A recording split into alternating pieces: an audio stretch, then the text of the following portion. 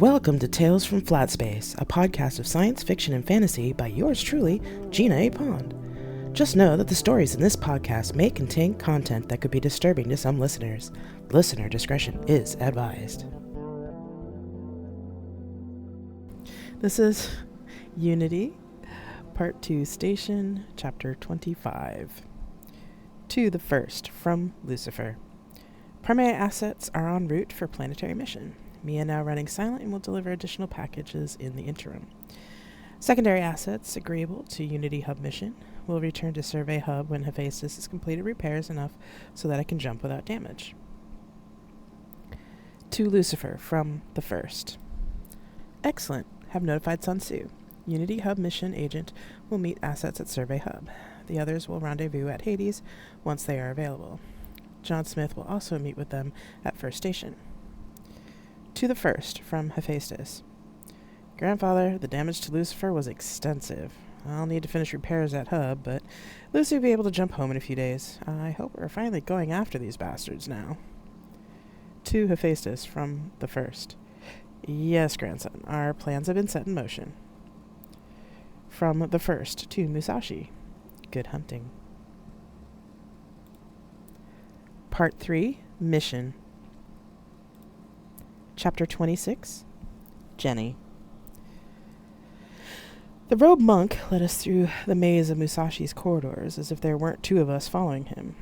The walls were shiny black, with niches every few meters that housed golden deities, Buddhas, warriors, even some golden dogs and lions. It felt strangely comforting. The priest stopped at a pair of ornately carved gold, blue, red, and black doors, decorated with more representations of deities. The monk palmed the doors, which opened into a large room. At one end was a massive statue in stone of the Buddha sitting with his legs crossed, hands resting in his lap. On the other side of the statue was a dark red area of the floor where a few monks were sitting on cushions in similar poses. The scene seemed strangely familiar to me, but I didn't know why. The monk turned to us. "We welcome you to the Musashi," the monk said quietly. "Our master requested that I show you our home. This room is the meditation room. It is the center of the ship. You are welcome to join the rest of us for meditation in the morning and evening, but you are not required to do so. We do ask that if you must pass through this room, that you be respectful and do so quietly. When you come to meditate, either leave your shoes in your room or on the black part of the floor. Most of us walk barefoot while on board, and you are welcome to do so as well." The monk bowed to the statue, then led us to the other side of the room. The monks in meditation didn't even stir. We were led through the side door into another room, which had long, low tables and cushions. "This is the dining hall. The kitchen is behind that door. We have one communal meal a day, and we request that you join us for that. You may prepare additional meals in the kitchen for yourselves, but please try not to interfere with the cooks between 1500 and 1700 when they are preparing the evening meal. Anyone in the kitchen can let you know where the ingredients and prepared foodstuffs are, or you can use the food printers." He led us out another door to a corridor with a floor-to-ceiling sculpture of a waterfall surrounded by a diffuse white light. Another corridor led to the left. There are 3 living areas, one for men, one for women, and one for non-binary people. We ask that you refrain from sexual activity while on board, as the monks take a vow of celibacy while they are living on Musashi. "Which rooms would work best for each of you?" he asked.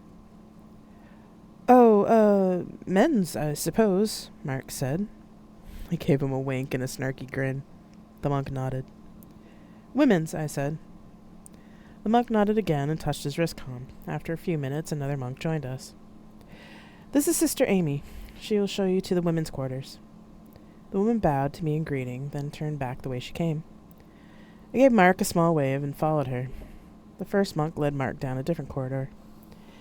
As we reached the door of the women's quarters, Sister Amy said, "We don't stand on formality as much as the men do, so please call me Amy. If you want to visit your friend in his quarters, you will need permission from the head of the men's quarters. Same if you want to visit anyone in the non-binary quarters. Sibling Danny is the head of the non-binaries. You can also meet in the common room. It's down that way." She pointed back the way we came, at a set of doors off to the right. Amy showed me to my room, which held little more than a desk, chair, bed, and a toilet. If you have any questions, feel free to ask me. Or if you would like to ask Musashi, please call him Musashi-sensei. So, she asked, sitting on the bed as I unpacked my duffel, who's the handsome chap you came in with? Are you always this quick to get the gossip? I asked. The other woman put her hand onto her heart and attempted to give an innocent look. Who, me? I turned to her and raised an eyebrow. She laughed. Well, okay, yes, but I'm not as bad as Ray, though. If you want to get something around the ship fast, you tell her. I smiled. I'll keep that in mind. And that handsome chap is my fiancé. I paused, holding a shirt. If we survive this mission, we're going to get officially married and settle somewhere. A sense of foreboding loomed in my mind, but I shook it off. Maybe we'll go back to Lucifer and settle on the Lightbringer, or maybe half? I don't know. My positivity sounded a little forced. Amy smiled at me, and if she saw that, she didn't acknowledge it. Oh, there's other ships you could settle on, you know. There's also some dirtside places that only Survey knows about. We sometimes have people who'd rather live dirtside because they're space-phobic, or have bad reactions to jumps, or just because they want to. It's not that common, but it happens. If you want a family, there's always Hestia. She has a university dedicated to education, psychology, reproduction, and the arts, especially old Earth homecrafts. Best schools in Survey, really. It's also got one of the best obstetrics and gynecology clinics in the galaxy, and it's where our collective children go until they're of age. Most of them. I stared at her, then sat on the bed next to her. I'd never really thought about children. I mean, I can't have them, biologically speaking. Bullshit. What? Bullshit. Survey has the most advanced technology in the known universe. We figured out how to let folks like you have biological children a long time ago, you know. Stunned, I sat down hard in the desk chair. Unity didn't seem to be invested in that kind of technology, or, well, I hadn't even really looked. I just assumed... Well, no worries, love.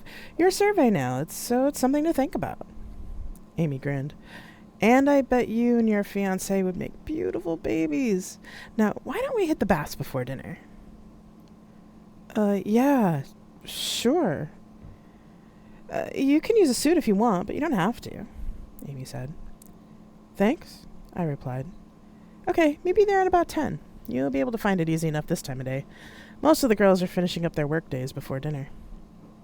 Okay, I said. Amy got up from the bed and left. I was still feeling a bit hit in the head by the idea of having children. Save it for later, Jenny. You haven't survived the mission yet, I said to myself. I grabbed a towel and a robe and set out to find the baths. Damn, Amy, you said we were getting a newbie, but you didn't tell me she was a gorgeous Amazon, said a stocky woman with short, candy red hair. I blushed as I sunk into the hot water of the soaking tub after showering. Amy rolled her eyes. Ray, really? The poor woman's just got here. You give her a bit of a break before you try and get in her pants, huh? Ray took a spot in front of one of the showers and began to soap up. Oh, come on. A little flirting doesn't harm anyone. I don't break vows, and you know it. Besides, cuddling isn't forbidden. The redhead flashed a wicked grin. Amy sighed and sat next to me in the tub. Well, that's true, the older woman said. I'm surprised you signed on to the sensei's ship, though. I still don't understand that. Ray laughed. Oh, it's not that hard. I like to kick ass, especially if the asses of enemies who try to take out one of our own. Her face took on a almost feral look, and I made a mental note never to piss Ray off. I may suck at meditation, but the discipline of it keeps me from bar fights. Nah, better here than in the slums of New York Colony. I winced. Ray was certainly right about that. I pushed away thoughts of New York Colony as I tried to relax. The other women were joking with each other. Some waved at Ray and the others in greeting and also said hello to me. It was odd being just accepted by this group of women as if I didn't have a past, but it was also a relief. I suppose I should have figured that Survey folks would be blasé about gender, but from my experience, nice didn't always mean accepting. Lost in my own thoughts, I didn't realize that Ray had come to sit next to me in the bath until she spoke. So, my Amazon, I hear that you're going to go fuck up that planet of bigots. I looked around at the other women in the room. Ray held up a hand. No worries, Jenny. Most folks know your general mission. You don't come on the master's ship without knowing how and when to keep your mouth shut. Only you, your trainers, and the master will know the full extent of your mission. I know because I'll be your picket runner for the orbital drop and we'll be training together. Oh, well, then, to answer your question, yes, that's the plan. Whether we'll succeed or not. I trailed off. No thinking in that direction, Ray said, wagging her finger at me. Always assume that you're going to complete the mission one way or another. The original plan may not work out, since it rarely does once you're on the ground, but always believe you'll find a way to finish it. She looked me in the eye. I know it's a massive job, but the siblings wouldn't have picked you for this mission if they didn't think you were the person best suited to finish it. I opened my mouth to reply and then shut it again. I looked down at the water in front of me. Sure, I had experience doing a lot of things, mostly illegal, but it didn't mean I was a hero.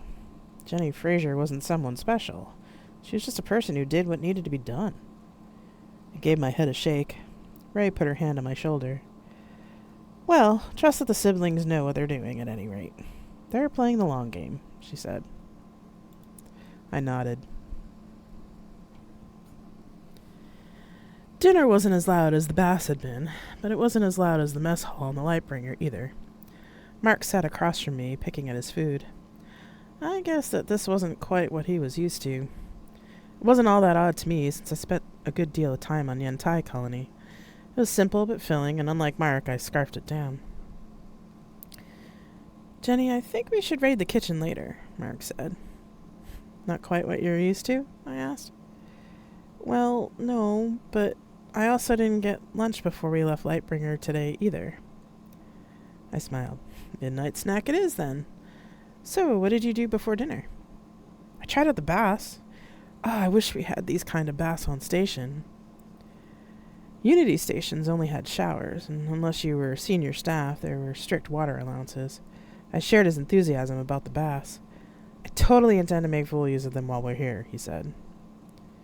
I nodded. Oh, me too. They could probably get away with it on the old colony stations or on Unity Hub, but pre-call stations don't get luxuries like that. I took a sip of my soup. I did the same as you. It felt so good to have a nice long soak. And the other women were pretty hilarious. They talked to you in the bath? Of course they did. The other girls were pretty rowdy, actually. I laughed. Now I know what Amy was talking about when she said that the men on board were way too up themselves. Apparently they have a dirt-side main temple somewhere, and they rotate off Musashi every so often. But there aren't as many women and non-binary folk as men at the moment, so they usually serve on Musashi for longer, depending on the mission. I thought for a moment, then started to laugh again. I bet that's what she meant. What who meant? Ray, one of the other women I met. She said that the men were too serious because they have to be celibate on board. The man who was sitting next to Mark gave an unamused grunt into his soup. The woman sitting next to me giggled. Ray would say that. I bet she took a shine to you, though, said the woman. I felt my cheeks grow hot and dug into my rice. It took Mark a minute to realize what she meant and gave me a look. I waved it off and said, Well, poor Ray will just have to pine away for me. I'm taken and I don't share. The other woman laughed. She'll get over it. That woman goes through lovers like water. Before I could comment, a monk at the other end of the table rang a bowl-like bell and stood up. The only difference between him and the rest of the monks was that he had a red sash tied around his waist with a gold embroidery at the ends. As I'm sure many of you know, we now have 2 guests among us. Please stand. We obeyed. This is Jenny and Mark. They are integral to the success of Musashi-sensei's mission. They will be training with the drop crew and preparing for their mission for the next 6 months, until we reach New Harmony space. He motioned us to sit. As you have all now been briefed on the New Harmony mission, we are running radio silent until planetfall. Understood? Hi, said all the monks and soldiers. The monk nodded. Then I wish you a good evening. and he waved his hand. Everyone stood up, and we followed suit. They all began to recite as one. May the benefit of our work today and all our work be dedicated unto the complete liberation and supreme enlightenment of all beings, everywhere, pervading space and time. May the benefits of practice, ours and others, come to fruition ultimately and immediately, and we remain in a state of presence, so mote it be. Then they all bowed and started to leave the room. The monks in charge of cleaning up began to pick up the used dishes. I took Mark's arm. Come on, love, let's go. They're all going to bed, but we don't have to be up quite as early as them. Amy showed me the common lounge where we can hang out and talk without disturbing anyone else. Oh, yeah, great idea, he said. Then we left with the other monks. The lounge was a large room furnished with plenty of cushions and low tables. Some of the tables were set up for chess or go, while others had tablets recessed in them. There was a small kitchen area with a drink dispenser and a refrigerated unit with fresh fruit and vegetables. It seemed too peaceful and quiet for a warship, but from what other women told me about Musashi's missions, it made sense. I came up from behind Mark and hugged him. He stiffened up for a moment, then relaxed slightly. I don't think we're supposed to do that while we're on ship, he said. What, hug? Considering I saw a lot of the others hugging each other, I think that kind of intimacy is okay. I pulled back and turned him around. His eyes seemed to bore into me, trying to figure things out. What's wrong? I asked. What's wrong? He said. What's wrong? He said again, with a slight edge of hysteria. This whole mission is wrong. I mean, going back there and pretending... He started to pace. I mean, going back there. Then having to pretend that we're a good husband and dutiful wife. And, my God, if they catch us... He walked back over to me and grabbed my soldiers. They will kill you. I looked him in the eye. I know, Mark. I made this choice willingly. So did you. And I'll be damned if I let those assholes take over Unity. What they did to you is enough for me to want to take these fuckers out, but I will do what it takes to make sure they don't make Unity into a slave state where they'd kill people like me anyway. He sank to the floor cushions, head in his hands. I know, but that's what I'm afraid of. I'm afraid they'll win and take you from me. I joined him on the floor, taking him into my arms. He started to sob. Rubbing his back, I said, Love, I don't want them to get you either. You're just as likely to get killed as me if they find us out. I don't want to die, but I also don't want them to win. Lucifer wouldn't have selected us if they didn't think we had a chance of succeeding. I pulled back to look him in the eyes. We're not helpless children, and we won't be completely alone. Mark, whatever happens, we'll get through it. Or not, together. He nodded and wiped his eyes on his sleeves. Yeah. We stayed in the lounge for a while after that to talk and have a snack. As I left, I could feel his worry follow me out the door and into my bunk. Chapter 27. Marcia. Marcia stood at the dusty crossroads. She turned to the north, but the road was empty. The eastern and southern roads were also empty. She took a deep breath and turned slowly to the west. In the distance was a figure walking slowly up the dirt road. It had a cane and a wide-brimmed hat. Marcia knew who it was and resigned herself to wait. A pair of chairs appeared, and she sat down. When she looked up again, he was there, sitting across from her, with a wide, mischievous smile. Well, well, well, look at you, child, at the crossroads again. This is becoming a habit, granddaughter. This ain't just by circumstance, you know. This comes from elsewhere this time. Marcia widened her eyes. Seriously? The old man nodded. You and your men are change makers, darling, and this time we require you to help take out the ancestral trash. What do you mean? What's going to happen? She asked. He wagged his finger at her and made a tisking noise. You know better than to ask that, granddaughter. Not that you'd understand if we did tell you the truth. Then again, if I told you all of what the future holds, you might not do what's required. Papa, she sighed. The old man stood up. Yes, granddaughter, I know you don't like not knowing. I'll give you what help I can, if and when you ask for it. The rest is up to you. Oh, and don't fret when you learn about your warrior girl. She can't stop what's going to happen now. You have to focus on the work and take care of yourself. Now, stand up, child. I haven't got all day. Marcia did what she was told. The old man now had a cigar in his mouth. He took a big puff and blew the rum, sugar, and tobacco-scented smoke in her face. The fog swirled around her, turning the world to a bright white. I woke with a start to the lingering scent of tobacco smoke. Damn spirits, I thought, regaining my bearings. The room aboard Lucifer was cozy and blessedly quiet, but after the dream I felt like something had changed. Also, I was craving rum. Damn it, Papa, really? The only response I got was laughter. I sighed. Testing me when he knows the deal. Damn interfering spirit. I got out of bed and went to a food printer. I paged through the list of sweets, since he knew better than others that rum was not an option. I ordered 2 pieces of triple chocolate cake, feeling a sigh from the old man, but also approval of my choice. The cake materialized in the slot, and I put them on the table just as the door chimed. Come in, I commanded. The door opened, and Jack strode in, carrying a piece of metal and a large grin. Well, I just saved myself a ton of paperwork. And he placed the metal on the table in front of me. What's this? I asked. He just smiled and pointed to the inscription. The day I flipped off an admiral, I read out loud. It was also inscribed with the date. You did what? I told Arroyos I quit. Mind you, it was because she broke all the Unity gender and privacy laws in the process of interrogating me. He then told me about his interview with the Admiral and its rather dramatic ending with the survey ship Musashi. I shook my head, but couldn't help but laugh.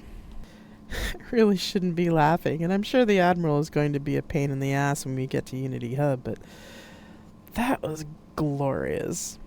I passed him a piece of cake. You totally deserve this. Reminds me, though, I really should put in my resignation. You definitely should file a complaint with the JAG office. Her conduct was completely unacceptable. Jack nodded. I was planning on it. I'll certainly be happy to file that one. Hey, Lucifer, can we send a recording of my interview with it? Of course, Jack, Lucifer replied. Great, thanks, he said. By the way, I saw Jenny and Mark just before everything happened with the Admiral. They want to have dinner with us tonight. Oh, that would be lovely. How are they doing? They're engaged, apparently. It's a little fast, but given everything that's happened, I can't blame them. I just smiled. I had a feeling that was going to happen. Love is always good, I said. True, Jack said. I apologize, said Lucifer, but I regret to inform you that you won't be able to have dinner with Mark and Jenny tonight, as they have already left on their mission. What? Said Jack. When? When Musashi was here to remind the Admiral of her place in the universe. They were transferred to the Musashi immediately to expedite things. It also conveniently got Jenny out of Unity space. Jack frowned. But we didn't get to say goodbye to them. It's okay, Jack. I'm sure they know that we would have if we had the chance. This happens in this kind of work, I said. Though I, too, was disappointed. There was something about Jenny and Mark that made me feel as if I was their mother, or at least some sort of parental figure. I gave a mental shake. Where are they going, Lucifer? I asked. There was a pause, almost if it was deciding to tell us or not. Strange for an AI to affect that kind of human conversation pattern. They are going undercover to on New Harmony. They will be aboard Musashi for 6 months, then sent to New Harmony to fulfill their mission there. Jack started to say something, but I put up a hand. And you're not going to tell us what that mission is, are you? It would be best if it waited until we reach Survey Hub, where the First can explain it to you. All right, Lucifer, can we have a moment? Of course, Marcia, they said. Oh, gods, I thought. Lucifer didn't really have to tell me any more details. I knew what kind of mission that would be. Fear spiked in my chest, and as much as I tried to push it away, I couldn't hide my reaction from Jack. I put my head in my hands. What is it? He asked. I looked up. I know that Lucifer won't tell us the details right now, but I understand what they're doing. I'm afraid for them, Jack.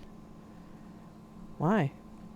Because I've done what they've done. You don't come back whole. You can't.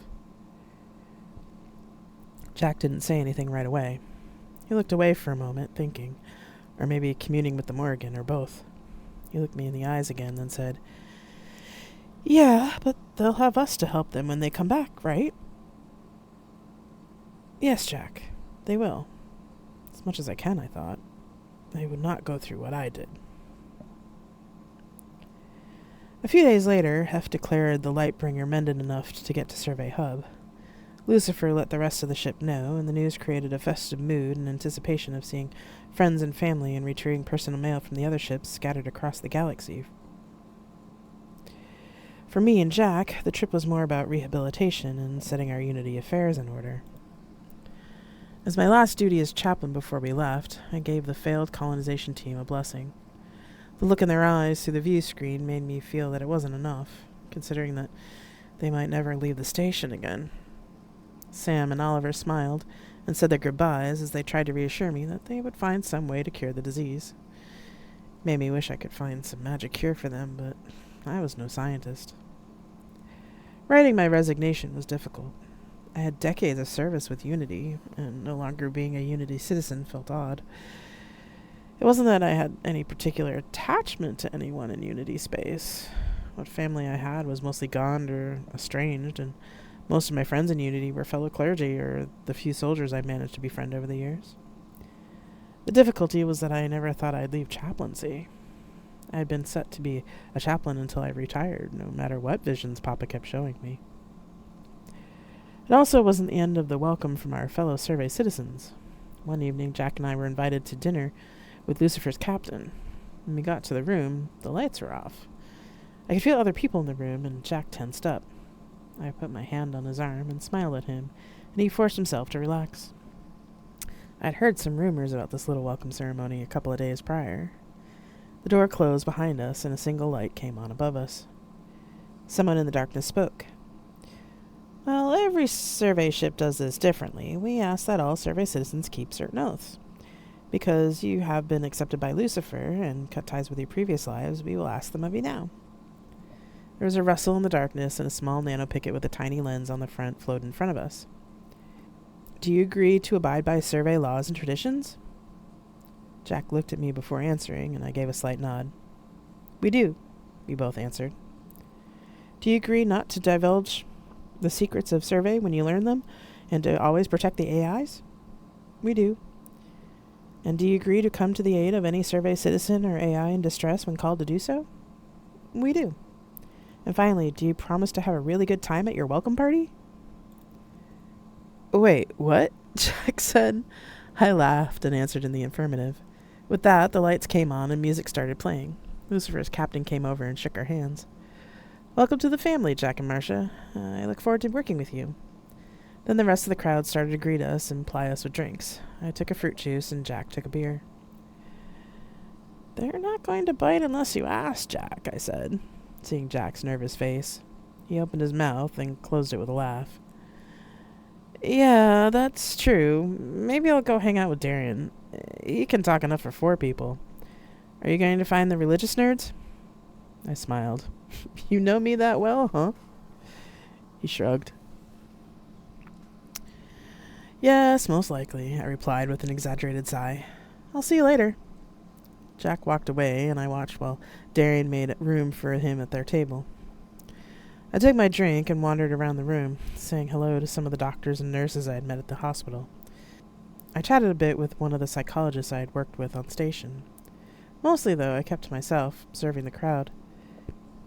After a while, I felt someone watching me. I turned around, and there was another woman looking at me with surprise from across the room. Her features seemed familiar, but I couldn't remember who she was. When she saw me looking back at her, she blushed, steeled herself, and made her way over. She stood in front of me, staring at my face. "Oh, goddess, it really is you, Marcia!" she exclaimed. "I beg your pardon?" She blushed again, then said, "Oh, you probably don't remember me, since I was still a girl when you disappeared from Diana." I felt like I'd been slapped. It was a planet I'd hoped to just forget, and the memories starting to overwhelm me. I looked at the woman again. She was tall and brunette with green eyes. A memory of a young green-eyed girl bubbled up to the surface. What had she been called? Bridget? Her face lit up. You remember me! Oh, wow! Who would have thought we'd meet again here? Yes. I paused, fiddling with my cup, wishing it wasn't fruit juice. How? Bridget's face grew somber. It got worse after you left, even after what you did. The lynchings and the torture. My aunt, who was hiding me, figured they might find me, so we snuck out with a merchant transport. We settled on one of the newer colonies, but I wanted to go to school for xenobiotechnology, and the best place for that is here. I just decided not to leave. Besides, I kind of met someone. She gave a grin. I'm glad you were able to leave. I'm sorry I couldn't... I stopped. What else could I say that would make anything that happened any better? What are you talking about? You made it possible for people like me to have some hope. We wouldn't have had the courage to get out if it weren't for you and your sister. Did you know that Unity finally went back to Diana and arrested all the bitches after we left? We assumed that you reported them when you escaped. I felt my eyes widen. My entire body was shaking. Yes, I did. Thank you for letting me know. Can I talk to you later? I just remembered, something I needed to do. I lied. The other woman looked worried. Are you okay, Marcia? Yes, please, excuse me, I said, found the nearest exit. I didn't quite run, but I went straight to my room. I found a chair in the dark and sat, willing the memories to go away, but my brain wasn't listening to me. I was tempted to order a drink, but I wasn't going to let this break my sobriety. I got up from the chair and started pacing around the room. Lucifer, do you have access to current Unity colony records? Of course. Is it true that Unity fleet went to Diana? Yes, they arrested a fringe group that had taken over the colony government after the previous leaders had been killed. They had been committing genocide on transgender women and enslaving men. With the removal of this fringe group, they elected a new government and have adopted Unity laws. As of 5 years ago, they are no longer a lost colony and are on track to become a full voting colony in another 5 years. Are they still matriarchal? For the most part, yes, due to the disproportionate numbers of women on the planet, although by Unity consent decree they are no longer allowed to restrict immigration by gender anymore. I put my head in my hands and cried. It's more than I could have hoped for when I left. Are you all right, Marcia? Lucifer asked. I will be, Lucifer. Thank you. At least, I hoped I would be. Chapter 28. Jenny. After that first night, we didn't have much time to really think about our fears as we began training in earnest. The most difficult thing was the suborbital drop training, but the training we received on how to act like proper new harmonists. Learning our backstories, or what our trainer called legends, backwards and forwards was just as difficult. Even Mark was surprised when the brother Daniel seemed to have intimate knowledge about how the women of the upper class were supposed to behave. How do you know all this? Mark finally asked one afternoon. The monk sighed, then looked pointedly at me. I wasn't always brother Daniel. Mark's eyes widened, but I nodded in understanding. How did you get out? Mark asked. Brother Daniel gave a slow blink as he replied, I was smuggled out by a Sun Tzu agent. Oh. Shall we continue? The monk said. We nodded. The society itself was appalling, maybe even more so than growing up in the mob, and the danger of making mistakes was starting to dawn on me. Mark's fear was definitely not irrational, and he wasn't kidding about how religiously strict things were, especially gender roles. One false move by either of us, especially in public, could break our cover. I had to learn proper manners, which was more than I ever had to learn for formal society or military dinners. I had to learn how to properly enter the room with my husband and how to manage the household, how to host family dinners and dinners with important guests. Learning to walk properly in skirts was particularly hard. Upper-class women were expected to take small, mincing steps so as not to be noticed. I treated it like martial arts practice, but the subservience rankled. We were in the lounge one night after a particularly intense day of training, cuddling together on one set of cushions when I asked, "How do the women stand it? I mean, staying at home and not doing anything except managing the house and taking care of kids? They must go insane." Mark took a moment to answer. "Some do. Some are allowed to learn to read and write so that they can teach the girl children if they don't have enough money for tutors. Working class wives usually take on one of the womanly professions like nurses, teachers, or artisans, although they have to stop if they become pregnant. Women don't educate men, and there are separate schools for boys and girls for the working class. Upper class boys go to special schools for the Merchants Guild or the clergy, but girls get tutored at home and only in the womanly arts, painting, music, and decorative sewing. The real job of married upper-class women is breeding and raising new loyal sons. Slave women are usually house servants, or they work in the gardens and fields. Male slaves are usually doing construction work, or janitors, or other dirty jobs like that. If they can't do the heavy work, then they work in industries like making things." He said all of this with a flat voice. "Thank goodness we have our mission, or it would be much harder," I said, somewhat jokingly. "It's going to be much harder than you think.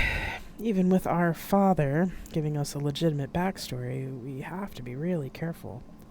One slip, one wrong word, and we'll be found out." The worry from the first night crept back in his voice. "I know," I replied, now equally worried. "I know it more now than I did when we first got here." Mark relaxed a little. "I'm glad you're seeing it now, but I'm also sad that you have to experience this planet. It's all just so wrong." I nodded and we cuddled a little closer. The nights when Mark decided to go to sleep early, I spent time with the other women in non-binary folk on Musashi. Ray and I spent the most time together, not just because she was our jump commander, but because I thought she was a fun person to be around. After the first couple of months, we were becoming pretty close friends. I found myself going to talk to her most nights, even if it was late. She didn't seem to mind, and after a while I was telling her things that I hadn't even told Mark yet. "That was you that robbed New York Financial?" she asked, after I told her how I got away from New York Colony. "Well, sort of. I didn't rob it so much as drain all the funding out of the particular account." Ray looked at me, confused. I sighed. "So, how much does Musashi know about what happened to me?" I asked. "Well, Sensei hasn't said anything except that Unity was coming after you." She paused. "Listen, if you don't want to talk any more about it..." I waved my hand. "It's not that. It's just that, well, what I did was complicated. I basically made their casinos and stock holdings work against them. I coded their computers to make their casinos pay out in winnings more than they were taking in. I had to program it to look like random winnings, and then I cooked the books so that my father thought they were bringing in money, but in fact they were broke. Then the cherry on the sundae was that I did some magic on the stock market. Short sold their shares and crashed it. I made a ton of money with that, most of which I put into certain charities in New York Colony, and the rest I used for, well..." I motioned towards my body with my hand. "Oh, shit. I wondered how all those aid agencies got those huge grants during the recession." The older woman smiled. "How very Robin Hood of you." "Thing was, the only law I really broke was some insider trading laws. Fortunately, my former father has a lot of sway with the law in the colony. Hence being Unity's most wanted. Apparently." Ray shook her head and took a sip of the juice she'd been drinking. "Damn, girl, you're one devious motherfucker." "Only when I have to be. Besides, the innocent didn't need to suffer any more because of my father's greed." I frowned at my own drink, which had been sitting in my hands untouched. Ray looked thoughtful for a moment. "It was certainly honorable the way you handled it." "Honorable? I'm no hero, Ray. I just did what I thought was right and got revenge on my father at the same time." That's not what I meant. You're an honorable warrior. It has nothing to do with being a hero. I must have looked confused because she said, good warriors live by a code of honor. There are certain things that you just don't do in battle. You always honor a vow. You only kill when it's necessary, and you never hurt innocents if you can help it. On Musashi, we follow a modified form of ancient Bushido, the warrior's way. The priest and Musashi-sensei teach us these tenets. For me, these were ideas that I somehow lived by anyway, but I was becoming more of a vigilante on New York colony. Thought I was some sort of friggin' superhero or something until a kid got caught up in one of my fights. Kid was okay in the end, but I wasn't. One of Sun Tzu's agents found me and gave me the opportunity to work here. Like I said, I may not get the spiritual end of things all that well, but I have a purpose here. Ray paused for a moment as she sipped her juice again. You, my friend, are also a warrior, though I'm guessing you've never thought of yourself quite that way. You do what needs doing because you can, and no one else can wield the weapons you do, right? I thought for a minute. I suppose so. See? She said. I thought I understood. It was hard to see myself as anything special, but I could see myself in what she was describing. Well, you think about that. I think it's time we went to bed. Ray put her glass in the recycler. I followed suit, then raised my eyebrows at her. Not what I meant, you. Go on. Get out of here. Yes, ma'am. You ready? I asked Mark. He took a deep breath, then another. As ready as I'll ever be. He looked at me, a mixture of worry and fear on his face. I took his hand, and we entered the demon. After 6 months of training and preparation, Musashi finally said the words that Mark and I were both ready for and dreading. We had arrived at New Harmony. The last day was about final preparations and saying our goodbyes to our new friends. Now we were only minutes from planetfall. Mark looked scared, and I couldn't blame him for that. This is a place he'd never thought he'd come back to. I was scared too, but our mission was also strangely exciting. Maybe Ray wasn't wrong about me being a warrior after all, I thought, as she closed the airlock. The familiar voice of Musashi came through our headsets. May you bring sustenance and awakening, enduring like the earth and sky, until all beings are freed from sorrow, and all are awakened. We will meet you at the appointed time. Mark and I looked at each other. I replied for both of us. Thank you, Musashi-sensei. Finally, the demon detached and moved away from the ship. Ready for jump, said the pilot after a couple of minutes. Go, ordered Ray. The universe blinked for a moment, and then Ray was handing us our helmets.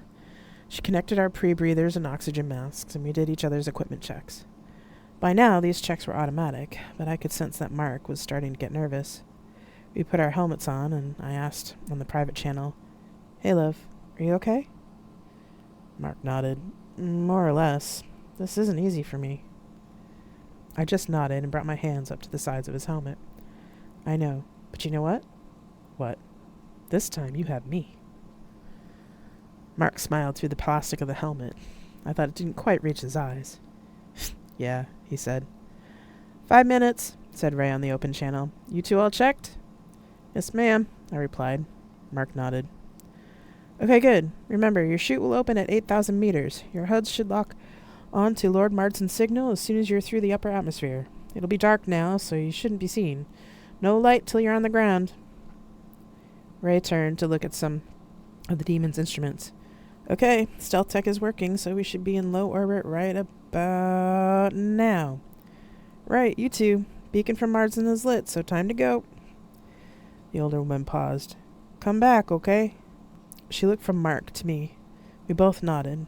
She punched the button for the shield door, and our compartment began to depressurize. I waved at her through the window of the shield door, and she smiled at me as I turned toward the opening. Ready for drop, I said. Ready, said Mark. Go, go, go, said Ray in our ears. We held hands and jumped. While the simulations on Musashi were good, the reality of jumping from such a high altitude was different. The rushing of the atmosphere around us drowned out any other noise. As we fell through the stratosphere, planetary darkness closed in on us, and the fall itself made it difficult to keep holding hands. I thanked all the gods that I could think of that our suits were survey made. Mark! I yelled into the headset. was a slight pause, then a weak response. Here, trying to concentrate on not losing lunch. Right, I said. The suit kept ticking down the kilometers as we fell. At 10,000 meters, Ray said, Okay, you two, good luck, and we'll see you in a year. Stay safe. Her comms cut out. I didn't have time to think about anything else after that. At 8,000 meters, the suit announced it was opening our chutes. Suddenly there was a violent jolt, and then I was floating gently to the ground. Instead of a rushing wind, the world became strangely quiet. Mark? Yeah, my chute's deployed. I can see the beacon, he said. I checked my HUD. I could see Mark not too far away, and the suit was steering me towards a survey beacon. Suddenly I was overcome by doubt and fear. What if our contact was compromised? What if we can't complete the mission? What if it's not Lord Marston waiting for us at the beacon? What if we die? The drift downward seemed to take an eternity, but then the ground was coming closer. The helmet's night vision showed 3 people waiting for us near the pulsing beacon. Prepare for landing, the helmet said, jolting me out of my thoughts as suddenly my feet were touching the ground. Instead of a graceful landing, I tumbled forward while the suit pulled in the chute. I didn't feel too embarrassed, though, as I heard a muffled curse from Mark landing nearby. I lay there for a moment, reacquainting myself with gravity and trying to get air back into my lungs. Are you all right, miss? Came a woman's voice from above me. I nodded, then remembered it was night, and replied, yeah, just got the wind knocked out of me. I rolled to my side, then sat up. Through the HUD, I could see Mark being helped up. The woman held out her hand, and I took it, getting shakily to my feet. Thanks, My name's Beth, miss. I work for Lord Marston. Miss, you need to take off the suit now, as they need to be destroyed right away. Okay, but... The woman chuckled quietly. Don't worry, miss. I have a robe for you to wear. I breathed a sigh of relief, then extricated myself from the suit. Beth took the pieces and put them in a cloth bag. My eyes finally adjusted to the dark. I could see that a moon was high overhead, but only a quarter full. The air smelled of turned earth and growing things. The wind rustled through the trees at the edge of the field, and it was a bit chilly until I put on the robe Beth handed to me. I heard muffled footsteps behind me. When I turned around, I could just make out Mark and an older man with him, holding a bag identical to Beth's. Well, said the older man, that certainly looked exciting. I don't think I envy you that entrance, though. I'm not keen on doing it again, sir, replied Mark. Come, let's get to the house before we start any conversations. Beth, take the suits and make sure Thomas has shut down the beacon. Hopefully the satellites didn't catch it, but best not to risk it. I'll take these 2 up to the house, and you can join us there when you're done. Yes, sir. The older man gestured for us to follow him, and Mark and I walked forward into our new life. You have been listening to Tales from Flat Space. If you want to support me in my writing, there are many ways to do it. Share this podcast, follow me on my Twitch channel, or buy my books. All you have to do is go to revginapon.net and click on the relevant links. Thank you very much for listening, and I'll see you next time.